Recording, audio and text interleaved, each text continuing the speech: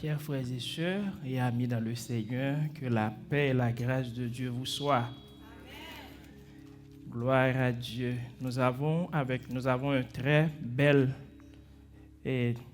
thème pour ce mois, c'est bien les signes de la fin des temps. Et ce dimanche dernier, vous avez vraiment un très bon moment avec le pasteur Bertoli. Et ce matin, nous allons continuer avec cette même thématique, à savoir les signes de la fin des temps. Alors, je vous invite à ouvrir vos Bibles avec moi dans Matthieu, chapitre 24, les versets 7 et 8. Je vous demande de vous lever un peu pour procéder à cette lecture. Matthieu 24, les versets 7 et 8. Je lis au nom du Seigneur. Une nation s'élèvera contre une nation, et un royaume contre un royaume, et il y aura en divers lieux des famines et des tremblements de terre. Tout cela ne sera que le commencement des douleurs. Rassurez-vous que Dieu, dans son amour infini, puisse bénir cette portion d'écriture pour l'édification commune de nos âmes.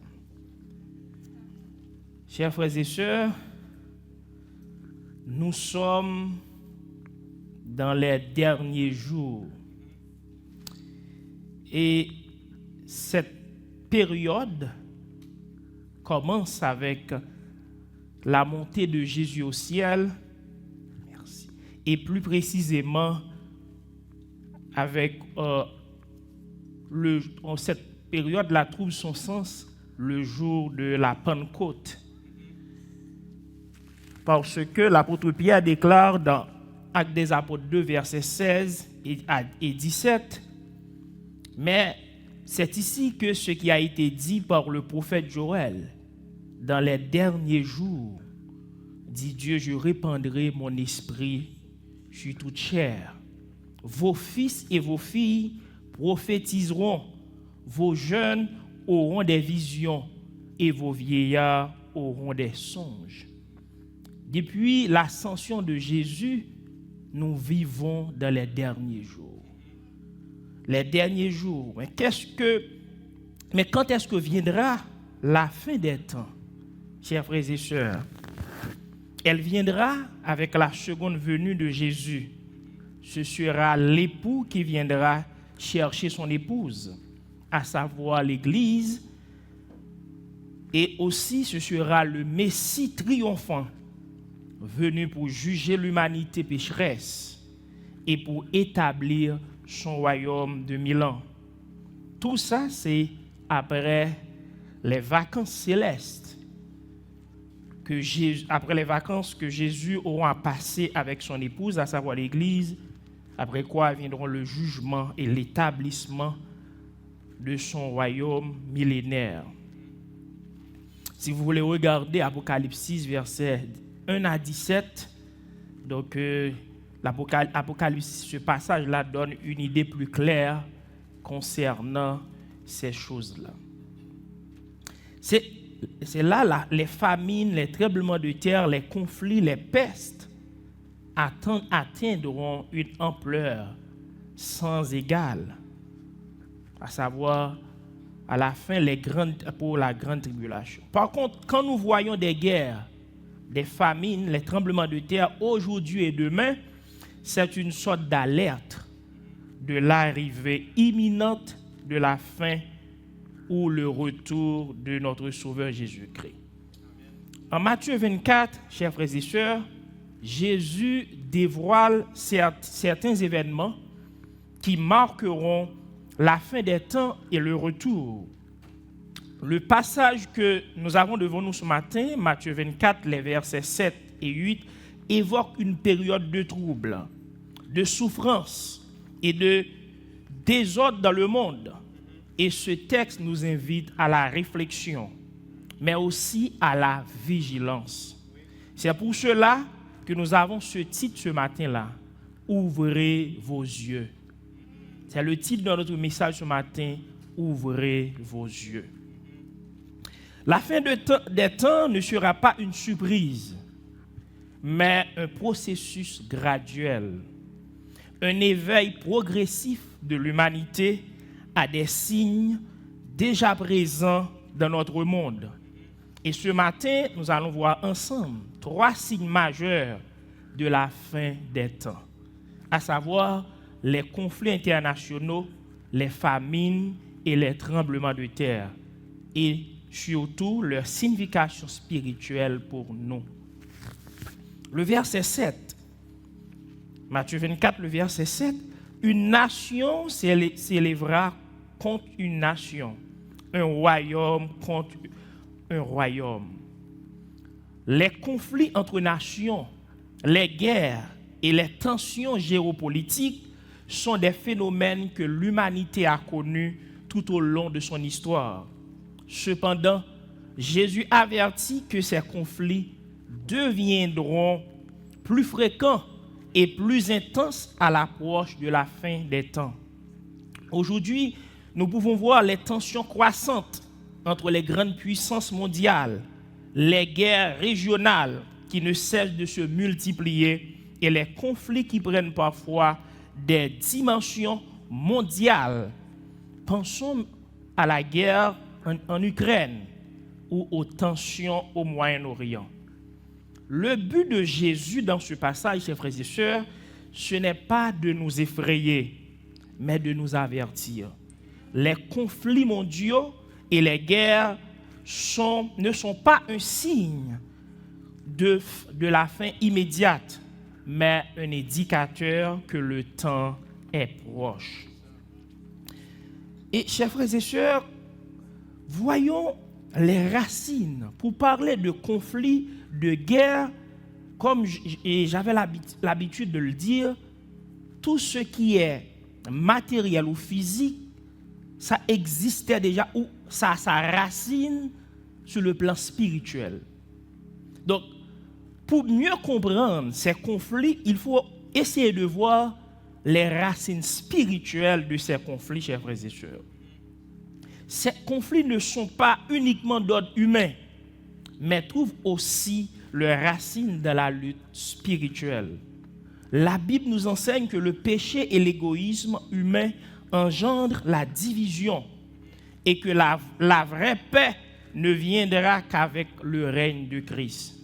Les guerres et les conflits actuels témoignent de la rébellion de l'humanité contre Dieu et de l'influence grandissante contre Dieu et l'influence grandissante des forces spirituelles des ténèbres. Si vous le regardez dans Éphésiens 1er, verset 12, car nous n'avons pas à lutter contre la chair et le sang, mais contre les principautés, contre les autorités, contre les puissances de ce monde des ténèbres, contre les esprits méchants dans les lieux célestes. Donc, ces conflits-là ont leur racine dans le monde spirituel. N'oubliez pas que c'est le prince des ténèbres qui règne actuellement. Donc, c'est le diable qui règne. Et aussi, ces conflits-là trouvent ses origines à travers le péché et l'égoïsme des gens. Si vous voulez regarder Jacques 4, versets 1er et 2, qui parlait d'où viennent les querelles, les combats parmi vous. N'est-ce pas de vos passions qui combattent dans vos membres? Vous convoitez et vous ne possédez pas. Vous tuez et vous êtes jaloux et vous ne pouvez pas obtenir. Vous combattez et vous faites la guerre. Donc, ici, là, c'est à cause de nos convoitises. Tout le monde veut millionnaire, milliardaire. Il y a un conflit à travers le monde. Tout le monde veut posséder de l'argent, posséder les richesses de ce monde. En fait, c'est la racine de ces conflits-là, chers frères et sœurs. Mais qu'est-ce que les chrétiens doivent répondre face à ces conflits? N'oubliez pas, nous devons voir ici trois raisons majeures, ou du moins trois signes majeurs de la fin des temps, mais aussi nous devons voir aussi donc leur signification spirituelle. Les significations spirituelles pour les conflits, donc c'est le démon qui contrôle le monde pour l'instant, et aussi aussi le péché contrôle le cœur de l'homme, la convoitise qui engendre ces conflits. Mais nous, comme chrétiens, comment devons-nous répondre face à ces conflits? Conflits dans la famille, conflits dans le milieu de travail, conflits dans le pays, conflits, comment devons-nous répondre? Le chrétien n'est pas appelé à fuir ces réalités, mais à répondre avec la paix de l'Évangile. Que devons-nous faire face à ces conflits? Nous devons continuer avec la grande commission. Propager la parole de Dieu. C'est la parole de Dieu qui a la puissance de guérir le monde. C'est pour cela que Paul a dit, je n'ai point honte de l'évangile, car c'est la puissance de Dieu pour transformer des cœurs, pour briser des cœurs, même plus durs que la pierre. Nous devons répondre à l'évangile. Jésus nous a dit aussi de prier pour nos ennemis et d'être des artisans de réconciliation dans un monde déchiré. Si les nations s'affrontent, les chrétiens doivent s'efforcer de témoigner de l'amour de Dieu et de la réconciliation qui est en Christ. N'oubliez pas que Jésus, c'est la vraie paix. C'est pour cela qu'il déclare dans Jean 14, verset 27, « Je vous laisse la paix, je vous donne ma paix. Et je ne vous donne pas comme le monde donne, que votre cœur ne se trouble point et ne s'alarme point. » Beaucoup des dirigeants mondiaux qui promettent la paix. Mais où se trouve cette paix? Il y a un dirigeant, avant de s'investir dans les mois précédents, il avait promis le jour même de son investiture de mettre fin à la guerre en Ukraine. Mais jusqu'à présent, ça continue. Pourquoi? Parce que la vraie paix se trouve en Christ. C'est Christ qui la donne. Et chers frères et sœurs, nous allons continuer à voir. Et il y a aussi conflit et rébellion contre Dieu. L'origine même des conflits, c'est parce que l'homme est en inimitié avec Dieu. Romains 8, verset 7. Car l'esprit de la chair est inimitié contre Dieu parce qu'il ne se soumet pas à la loi de Dieu, qu'il ne le peut même pas et qu'il ne peut même pas. Et Éphésiens aussi, verset 12. C'est parce que nous vivons sous le règne de la chair. Répondre à l'évangile. Paul a dit aux chrétiens de Philippe que et la paix de Dieu qui surpasse toute intelligence gardera vos cœurs et vos pensées en Jésus-Christ. Hébreux 5.9 nous a dit que heureux ceux qui procurent la paix, car ils seront appelés fils de Dieu. Nous devons prier pour nos ennemis. Nos réponses comme chrétiens. Mais je vous ai dit, aimez vos ennemis, priez pour ceux qui vous persécutent, bénissez ceux qui vous maudissent, priez pour ceux qui vous maltraitent. Et aussi, il faut témoigner de l'amour pour mettre notre réponse, non seulement prier pour ceux qui nous persécutent, et donne l'évangile, mais aussi manifester de l'amour. La Bible nous dit, et tout cela vient de Dieu qui nous a réconciliés avec lui, par Christ, qui nous a donné le ministère de réconciliation. Nous l'aimons parce qu'il nous a aimés le premier. Donc c'est notre réponse face au conflit dans le monde. Propager l'évangile, Béni, c'est ceux qui nous maudissent. Et témoigner de l'amour. Le premier signe, chers frères et sœurs, c'est les conflits internationaux.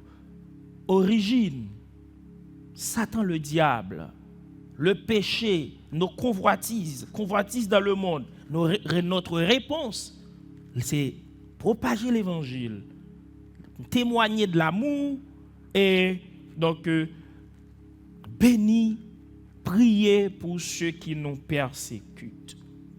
Et maintenant, nous allons voir, chers frères et sœurs, le deuxième signe, à savoir, eh bien, les famines.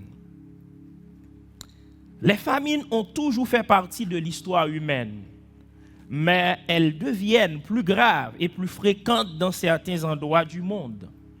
Selon les Nations Unies, des millions de personnes souffrent encore aujourd'hui de la faim dans le monde. Si vous voulez aller en Asie du Sud, Afrique de l'Est, c'est vraiment terrible. La faim continue donc son petit bonhomme de chemin. Des catastrophes naturelles, des guerres, des crises économiques et des politiques agricoles inefficaces exacerbent cette situation. Mais pour parler de la faim, chers frères et sœurs, il faut voir la faim sur deux angles, comme chrétien. Donc, il faut voir le côté spirituel et aussi le côté physique. Au-delà de la faim physique, chers frères et sœurs, Jésus évoque également une faim spirituelle. Dans Amos 8, verset 11, il est écrit « Voici les jours viennent, dit le Seigneur, l'Éternel, où j'enverrai la famine sur le pays, non pas une famine de pain, ni une soif d'eau, mais une famine d'entendre les paroles de l'Éternel. » Cette famine spirituelle touche les cœurs des hommes aujourd'hui. De nombreuses nations, bien que riches matériellement, souffrent d'une grande pauvreté spirituelle. C'est parce que la pauvreté spirituelle bat son plein qui pousse qu'on a une famine physique. C'est parce qu'il n'y a plus de l'amour dans les cœurs des dirigeants politiques, dans les cœurs des riches de ce monde. Ils veulent tout s'accaparer et ça occasionne une famine physique parce qu'ils ont une faim intérieure, une faim spirituelle. Christ, ils n'ont pas encore rencontré donc, le pain de vie. Et chers frères et sœurs, nous allons voir ce que la parole de Dieu déclare concernant cette faim spirituelle. La dégradation morale et la rébellion contre la vérité divine créent une soif de sens et une famine de vérité que seul l'Évangile peut combler. Et cette faim-là, comment on arrive à combler cette faim? Jésus a fait une célèbre déclaration dans Jean 6, verset 35. Jésus leur dit, « Je suis le pain de vie. Celui qui vient à moi n'aura jamais faim. Et celui qui croit en moi n'aura jamais soif. » Pour parler de cette famine qui bat son plein dans le monde, il faut voir aussi le côté spirituel. Et que devons-nous faire comme chrétiens face à cette famine? Il faut penser aux gens qui souffrent. Que nous dit la Bible quand nous arrivons au ciel? Dans Matthieu 25, verset 35-36, Jésus va dire, donc, j'ai eu faim et vous m'avez donné à manger. J'étais étranger et vous m'avez accueilli. J'étais nu et vous m'avez vêtu. J'étais malade et vous m'avez visité. J'étais en prison et vous êtes venus me voir. À ce moment-là, Dieu va nous récompenser.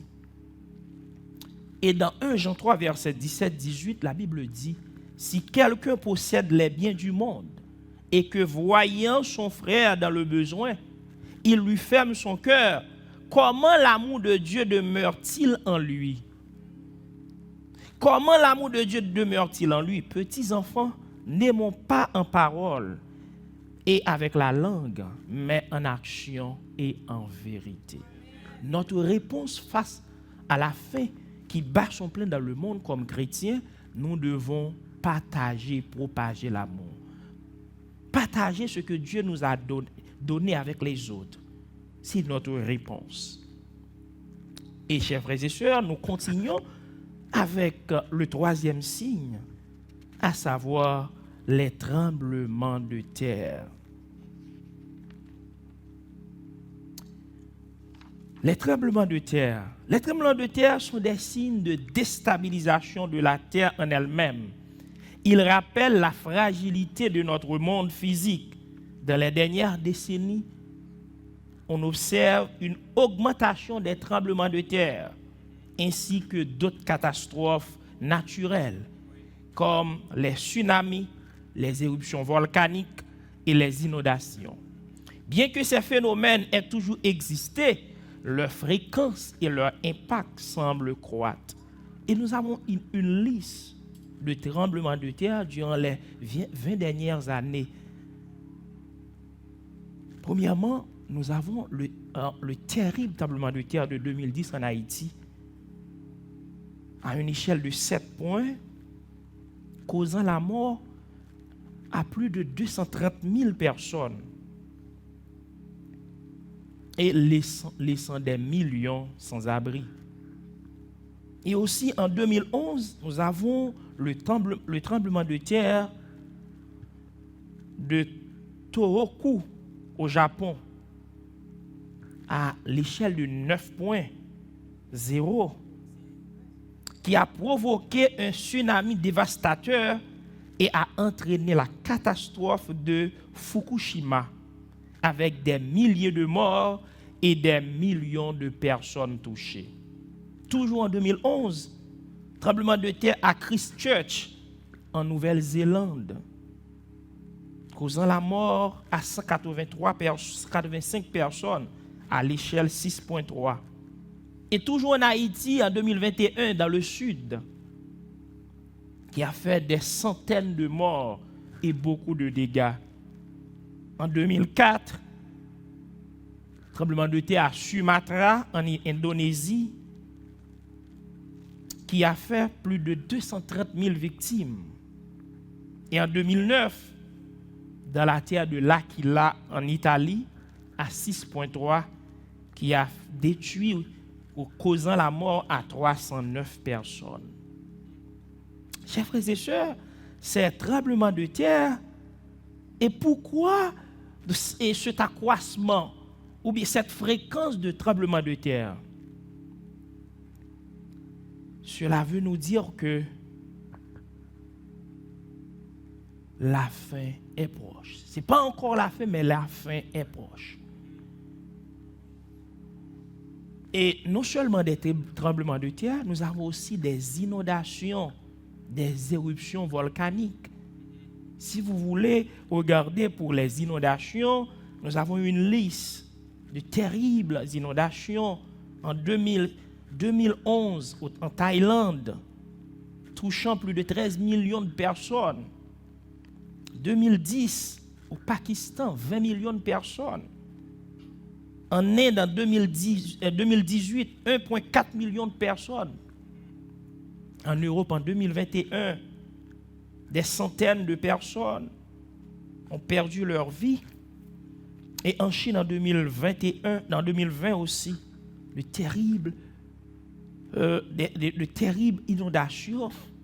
Et en Haïti, en 2004, au Gonaïve, plus de 3000 personnes ont perdu leur vie. Cyclone, je pense que je peux vous expliquer je peux vous donner un peu l'explication scientifique de l'origine des inondations, comme, à part d'être théologien et pasteur, mais comme ingénieur agronome de profession aussi. Donc, pour parler de cyclone, il faut ces 7 éléments. Premièrement, la température de la mer, il faut avoir de l'évaporation, formation des nuages, création d'une dépression, la rotation, la consolidation. Et finalement, pour pouvoir délivrer de ce cyclone, il faut que ce sauveur vienne, à savoir la dissipation. Mais en résumé, un cyclone se forme grâce à l'interaction de l'air chaud, de l'air humide, de la rotation de la Terre et des conditions atmosphériques favorables. Il peut causer des phénomènes météorologiques extrêmes lorsqu'il se renforce.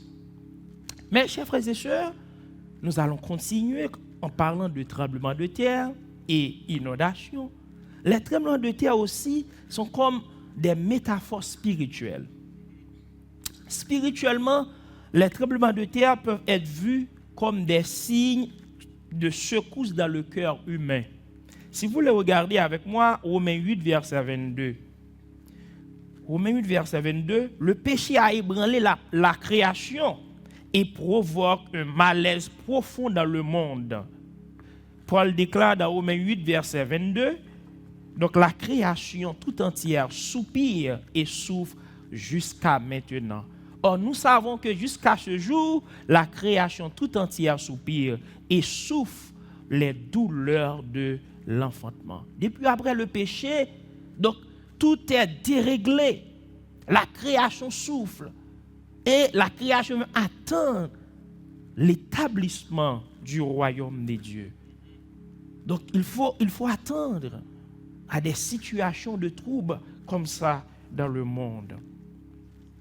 Cela suggère que tout le monde naturel, tout comme l'humanité, attend la rédemption finale de Dieu. Les secousses de la terre rappellent que Dieu va un jour établir un nouveau ciel et une nouvelle terre où il n'y aura plus de souffrance ni de destruction. Mais face au tremblement de terre, chers frères et sœurs, que devons-nous faire comme chrétiens?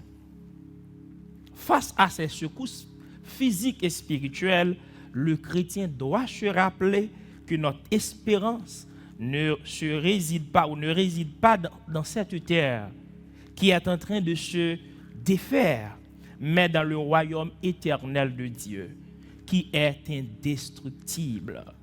Les secousses doivent nous rappeler de fixer nos regards sur ce qui est au-delà de ce monde et de ne pas chercher à accumuler les trésors ici-bas. Jésus, l'angle de notre âme, est encore notre stabilité dans les tremblements de la vie. Que devons-nous faire? Que dit la Bible, chers frères et sœurs? Dans Hébreux 6, verset 19, nous savons cette espérance comme une ancre de l'âme, sûre et ferme, qui pénètre au-delà du voile. Et cette ancre-là n'est autre que Jésus-Christ.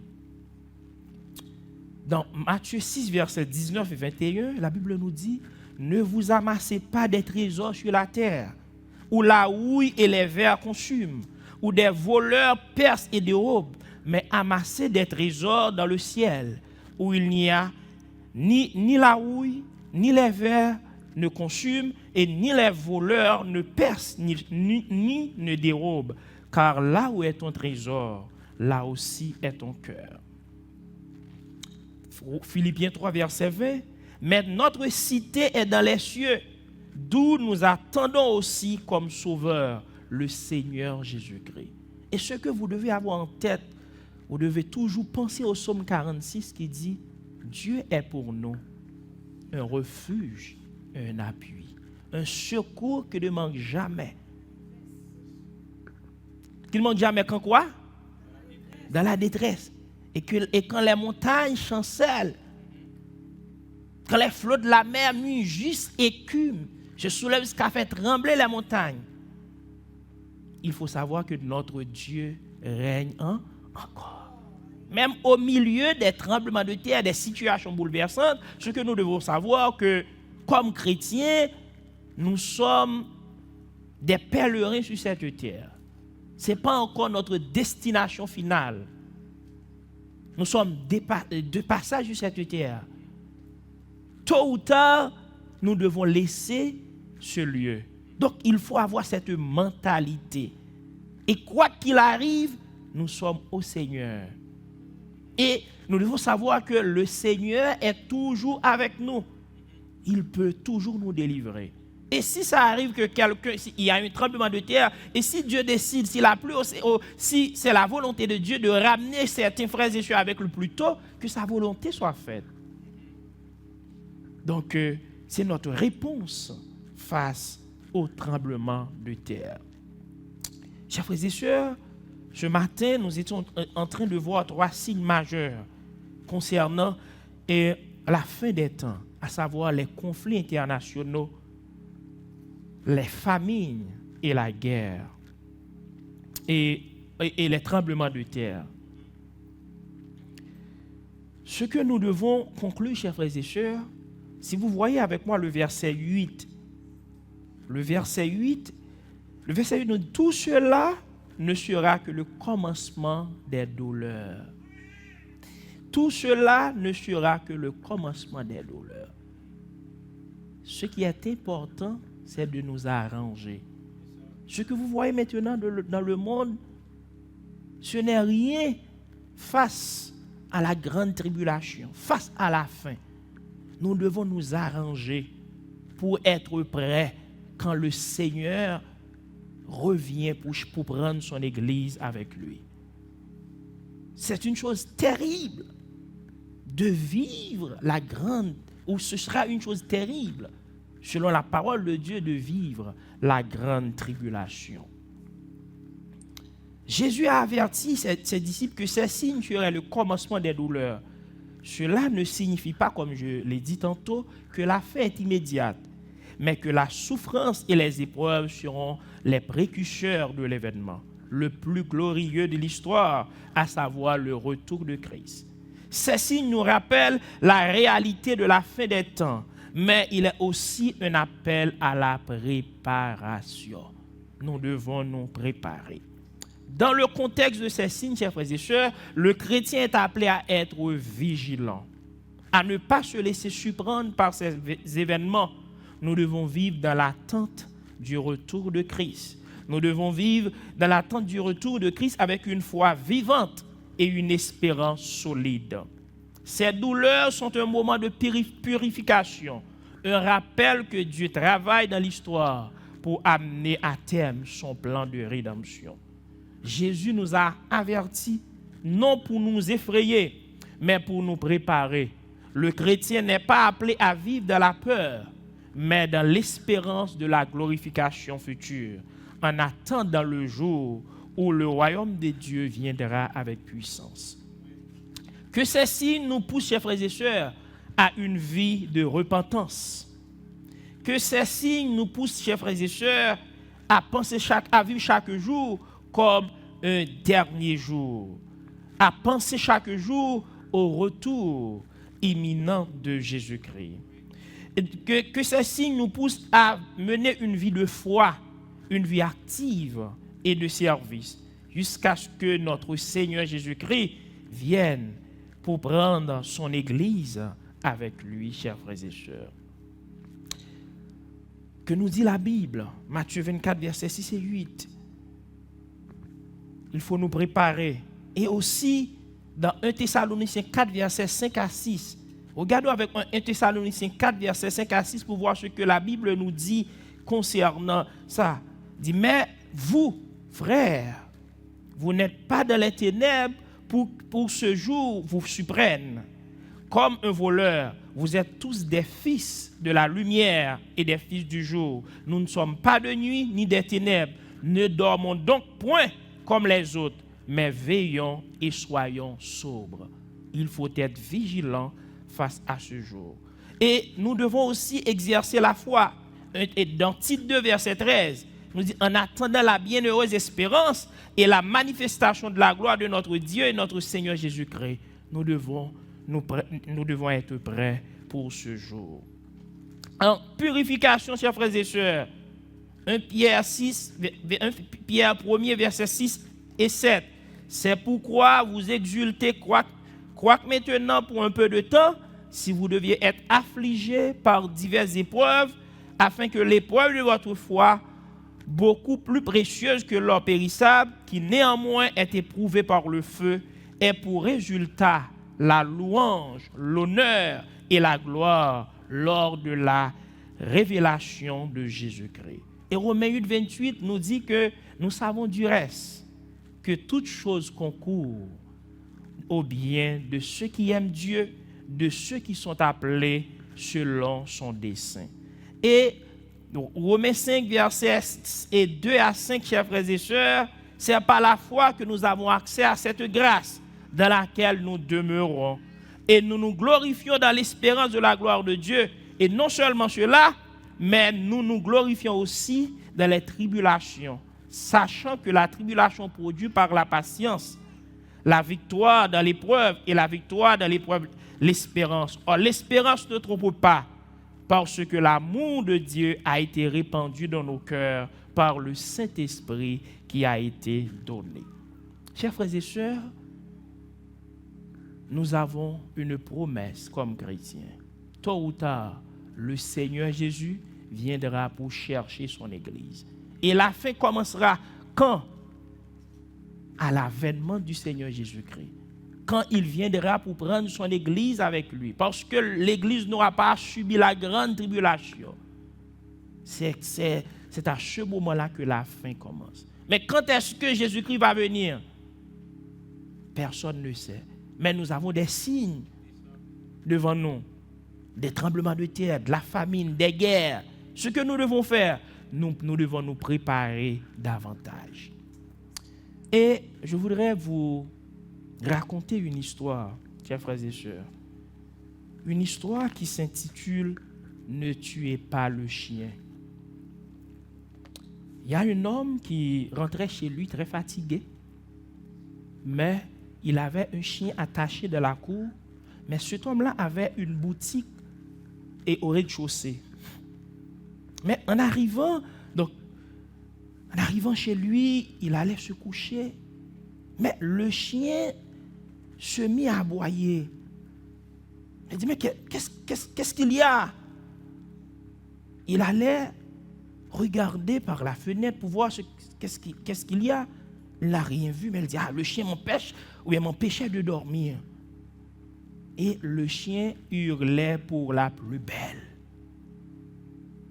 Le chien continuait à aboyer de façon intense. Le propriétaire du chien se sentait fatigué. Il est allé juste prendre son fusil dans son bureau et mettre quelques cartouches. Il a dit, je vais chercher la paix. Et il visait le chien par la fenêtre et il a tué le chien, pensant qu'il va trouver de la paix. Mais qu'est-ce qu'il devait faire? Qu'est-ce qu'il devrait faire? Il devrait aller, ou bien investiguer pour voir quelle est la raison de tous ces cris. Pourquoi le chien se mettait à hurler, mettait à aboyer? Ce n'était pas une habitude. Mais il préférait chercher une réponse rapide. Il tuait le chien. Et puis, qu'est-ce qui se passait? C'était des voleurs qui voulaient s'introduire dans la maison, plus précisément pour dérober tout ce qu'il avait dans la boutique. Et ces voleurs-là étaient en train de passer par le jardin qu'il a de la cour. Et le chien voulait l'alerter. Mais, par manque de sagesse, il tuait le chien. Et le lendemain, quand il se réveillait, il n'a rien trouvé dans la boutique. Eh bien, chers frères et sœurs, le chien ce matin-là, c'est la parole de Dieu. La parole de Dieu est en train d'aboyer ce matin ici pour vous avertir sur la fin des temps. Pour vous dire que la famine que vous voyez dans le monde, les guerres, les troubles. Vous voyez dimanche dernier avec Pasteur Bertoli, l'apostasie. Les gens ne respectent pas les choses sacrées. Ils n'ont plus de respect, ils n'ont plus de révérence. La parole de Dieu est en train d'aboyer ce matin pour vous dire qu'il y a un danger imminent qui arrive. Et ce danger-là n'est autre que le retour du Seigneur Jésus-Christ. Quelqu'un qui a raté l'enlèvement.